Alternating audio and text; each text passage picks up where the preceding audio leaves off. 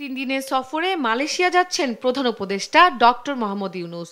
রোববার দুপুরে রাজধানীর ফরেন সার্ভিস একাডেমিতে সফরের বিস্তারিত তুলে ধরেন প্রধান উপদেষ্টার প্রেস সেক্রেটারি শফিকুল আলম।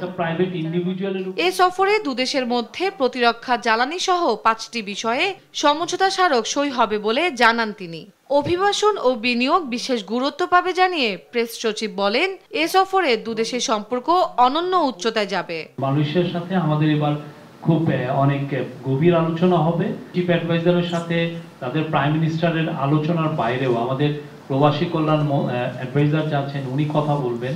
এ সময় নিরপেক্ষ নির্বাচন নিশ্চিত করাই সরকারের বড় দায়িত্ব বলেও জানান তিনি। সবাই যেন খুবই উৎসবের সাথে ভোট দিতে পারেন তাদের পরিবার পরিজন নিয়ে, সেই জন্যই আমরা তাদের প্রত্যেকটা ইলেকশন সেন্টারে 47,000 প্রত্যেকটা যাতে আমরা সিকিউরিটি ইনশিওর করতে পারি, সেই জন্য এই বডি ক্যাম্প প্রকিউরমেন্ট করা হচ্ছে। কলকাতায় আওয়ামী লীগের কার্যালয় ও অন্যান্য কর্মকাণ্ড নিয়ে প্রশ্নের জবাবে প্রেস সচিব বলেন, বিষয়টি পর্যবেক্ষণ করছে সরকার। তারা বাইরে কি করছে আমাদের অবশ্যই আমরা মনিটরিং করছি।